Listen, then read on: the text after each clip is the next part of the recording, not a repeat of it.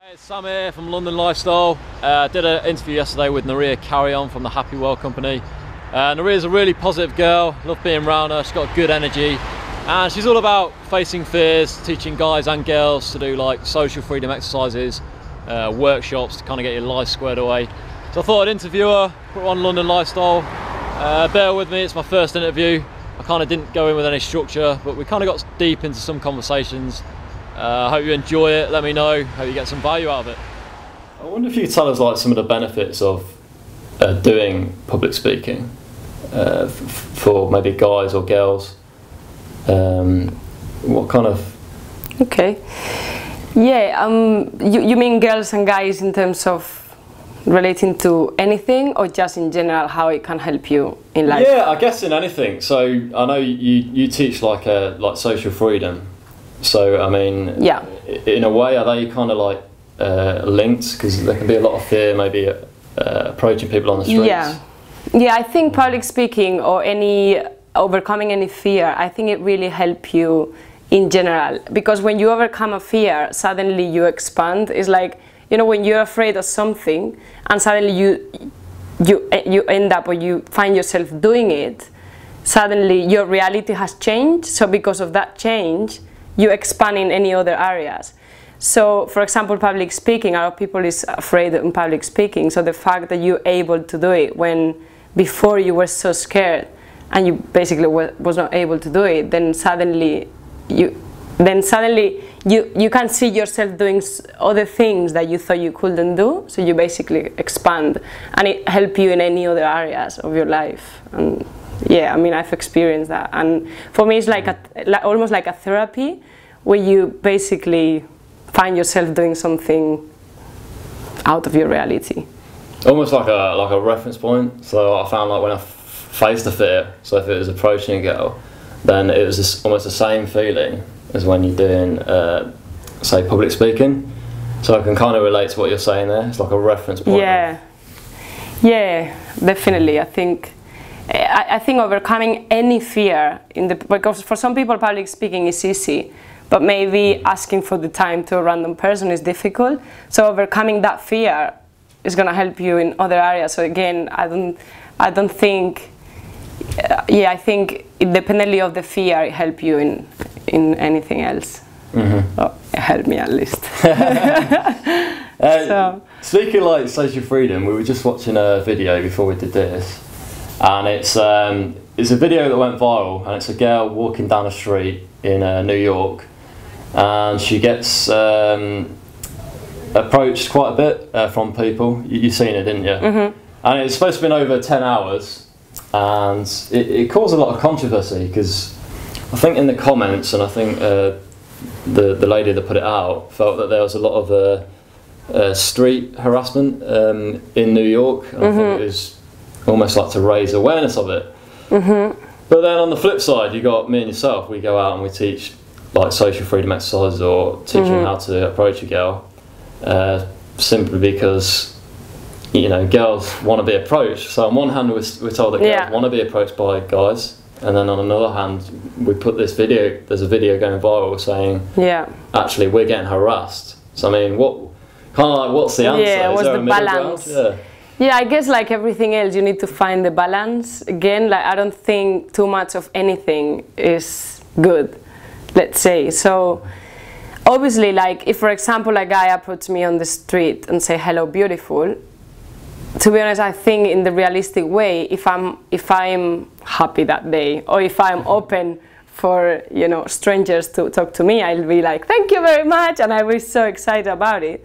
But I understand when it's like it becomes something regular, like you go on the street and every 10 seconds you get that, and sometimes it's not a nice comment, but it's like something, you know, dirty or naughty or something. Then I don't think I will enjoy that. So again, I guess in England it doesn't happen that often, because I've never experienced as this girl she's experiencing, and I think the fact that we're not getting that often, I would say sometimes it's nice. It's like you feel, you know, because we girls definitely like to be approached and like to get compliments, right? Who doesn't like that? I'd love it. Yeah, exactly. It's nice, but obviously, like, I understand it's also timing, because if I'm not in the right mood today, if you come to me and say whatever, I'll be thinking, why you want to interrupting my life right now? I'm just thinking about my stuff. I don't want to talk to you. So. I guess the balance will be the answer, saying. But yeah. Yeah, is it? So it's kind of like, yeah, I think what you're saying is that you don't want to be approached every day, but at the same time, it's fine for guys to approach girls, because I think from the video, some guys will see that and it would just put them off and thinking, I can never go out and talk to girls because I feel like I'm harassing them. I understand. Yeah, I understand your question. I think, I mean, for me, it's beautiful the fact that anyone can talk anything they want anytime. That's a beautiful place to live in, right? When you go on the street and you see someone that you like and you can talk to them. I think that's a beautiful world that I would like to live in. But at the same time, yeah, you can see that girl is a way too much. Also, like, I guess we will have to analyze that video. How many hours has she spent doing that? Maybe it's 1 month or 2 years, I don't know. We don't know. We might know. We will find out. I understand. But you know what I mean? Maybe she's getting 2 compliments per day, and then she's exaggerating it, and it's maybe not that such a big deal. Maybe she's getting 2 compliments, and you know what I mean? So, again, I think, because these people, these guys, I mean, they like her, and in a way, I can understand them, right? I can understand. They are just being free, and that's a beautiful thing. That's a beautiful place to be in.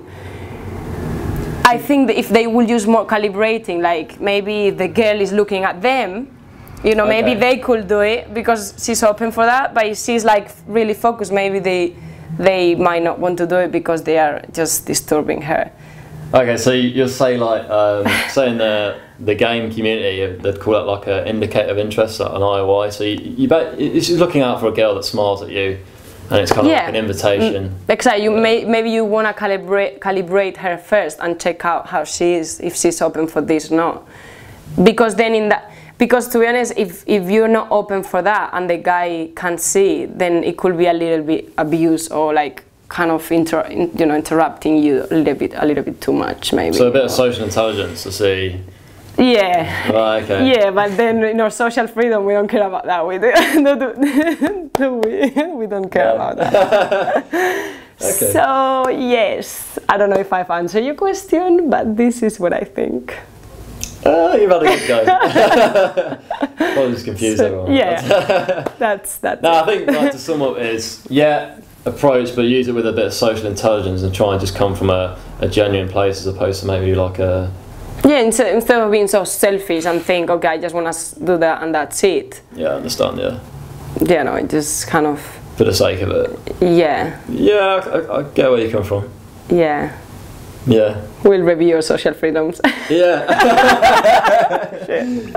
That's why did you invite me, right? To talk to you about, and I think you're really good on this subject. It's about reframing. Because I know when people have a negative mindset, I will just say, well, just meditate. That's all you do, meditate. But then it doesn't really help anyone. And you taught me that. It doesn't really help anyone that's stuck in their head so much. I mean, what the fuck is meditation? Yeah. And actually, when you mentioned reframing, I remember actually about 4 or 5 years ago, I think that was one of the first things I did before meditation was actually kind of change my thought patterns, so reframing.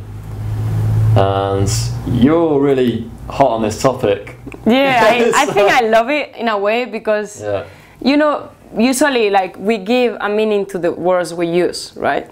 So basically if we change the words we use, we feel different, we feel differently. So sometimes we use words that are limiting, that are not giving us opportunities. Like for example, if I say I'm shy, I'm not giving myself chances to not be shy anymore. I'm just labeling myself as shy. My identity is related to shyness, and that's all. And that's the best excuse not to go out from there, not to improve or to change.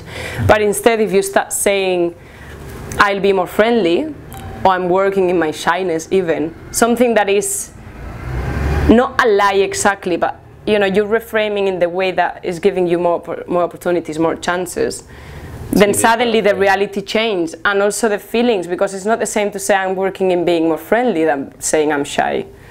It doesn't feel the same. Or for example, let's do an example. If I tell you I'm depressed, how could you reframe that? What will you say? What will you say me to show me that maybe you're not depressed, but you are?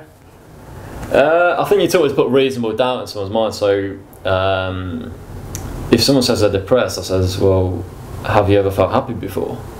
And let's try to reframe in a different way. For example, if I say again, I'm depressed, how can we just reframe the word depressed? Just that word. What other words tell you that you are depressed, but they don't mean exactly depression? Yeah, okay, so it could be bummed out, a kind of feeling of just being exactly. A bit bummed out. That's it. Yeah. That's it. How does it feel inside when you say? It feels nowhere near as strong as depressed. I've done a video on this, and when I used to say, I used to talk about depression, but for me it was more a feeling of just bummed out, and I think that's probably why it was never too bad, because I probably labelled it differently. Yeah, you label it differently. It sounds less painful. Absolutely, and it gives you chances not to be in that place, basically, or right? Yeah, I actually thinking back, I completely agree. There was times when I'd Google depression, and it actually, I remember that I even felt even worse just Googling that word. But then just accepting that you're kind of feeling a bit bummed out and a bit down, or I'm just not inspired today, you know, or even like being more specific, because sometimes you say I'm depressed instead of saying I feel a little bit down today. Resign themselves to I'm done, there's no point in living now. I mean, I believe obviously there is things that we can't control sometimes, but most of the times we create our reality, and we are responsible of our lives. Really, we are, because there is no one else telling. I mean, there is a lot of people telling us what to do, but it doesn't mean we have to do them. So at the end, it's our responsibility to do this or that. So, I mean, obviously, like, I know how I've been talking to homeless people, and I know they are pretty difficult sometimes in terms of they're challenging. Like, the mindset is very negative. It's really, really negative. And to change that, you need time. They need time, and they need to be open for the change. Because again, if you're not open to change or to improve, you don't do it. So for this guy that has a mortgage and is afraid to lose his mortgage, whatever, if he is open to reframe, if he's open to change his mentality, he will. If not, he won't, and then he will keep that fear, because that's maybe helping him unconsciously. So sometimes we just create fears, or we create things because, you know, we want to save ourselves from that, or we want to make sure it doesn't happen to us. So fear is always seen as something bad, and actually help us to achieve it, help us to move forward. It helps us to push ourselves and to learn and to grow. So, yes. And it could, like, say, do you have any exercises for reframing? So if someone watching this, I don't know, could it be like over the next 7 days or something?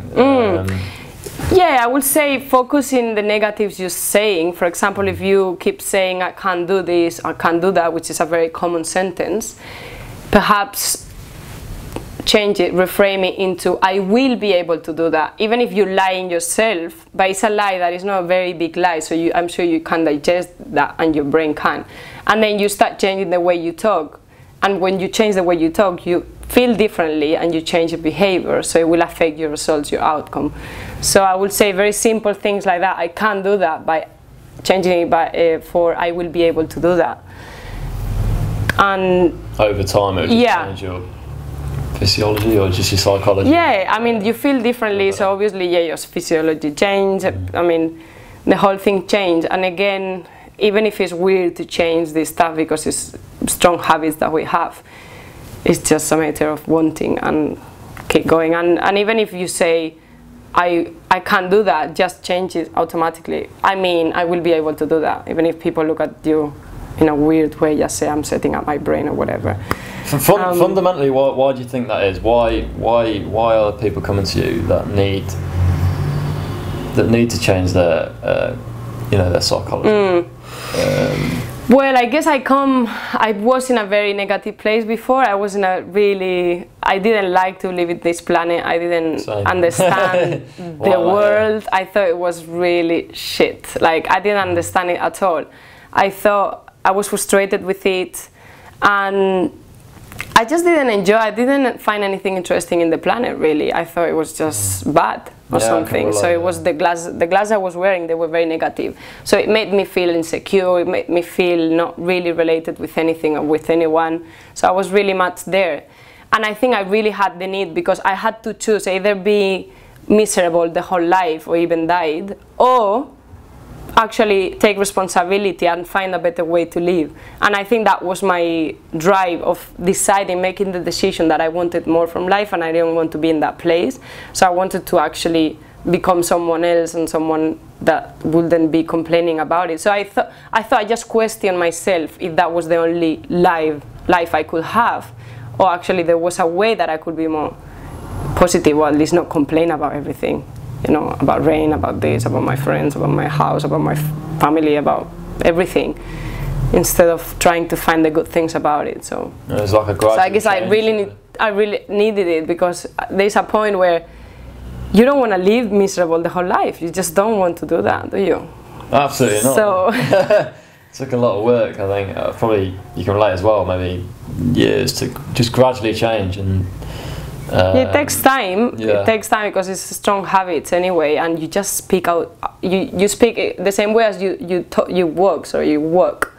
You don't think when you're working. So when you speak, it's almost the same. So if you don't decide the change consciously and force it at the beginning, it's really hard to do it unconsciously. You're just not gonna do it. Do you know what I mean? Because you have learned something, and that's what you do unconsciously already, even being negative. So if you don't force yourself a little bit at the beginning, and it's very unnatural, it's like going to the gym. At the beginning it's hard, and then you get used to that. So you want to become that person, and it takes some time until you record it into your subconscious mind, let's say. Can you it's a bit long. I love it. Yeah. It's a bit long, maybe. Yeah. So yeah, that's sort of. What do you think going forward then? How would you envision the world? Talk about changing the world. Can you give me maybe a vision of what that's like? Well, changing the world. I mean, okay.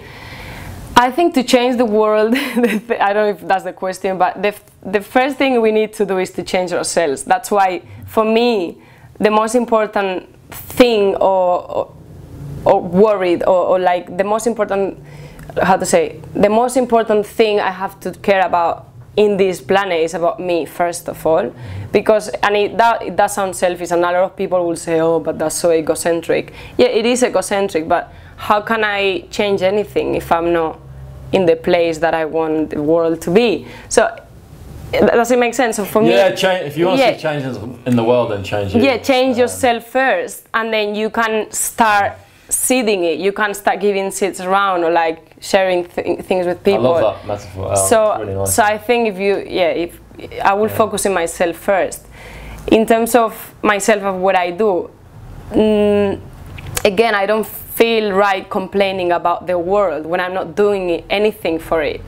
So I wouldn't complain about politics if I'm not involved in politics. Okay. So if I used to complain a lot about people, about how people are, and that's why I'm doing this, because it's the only thing I can really do. Like, if I can change people, I can, let's say, help people to get better, then I'm changing the world slowly. But that's how I feel, that at least I'm doing my bit, if that makes sense. Yeah. So of course I focus on myself, in being a better, better person myself. But if I can help anyone to get better and to enjoy more their lives, then for me that's changing the world already, because that people is gonna change something in their lives, and then they are gonna affect or influence other people. So that's already growing, right?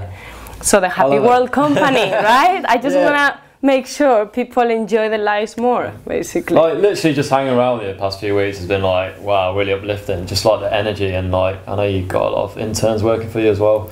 It's just really uplifting. It's a good environment to be around, and I found it brilliant. Good. So yeah, Thanks for being my first interview. You're welcome. I was a bit nervous at the start. It's okay, we can do it again. Or whatever. But, yeah. Did that answer your questions? Yeah, absolutely. So, Good. I mean, I'll put your link below, your website. Yes, guys, the Happy World Company. Happy World Company. Don't miss that. Yeah, thank you. Thank you very much. Yeah. Should we hug each other? Yeah. Cheers.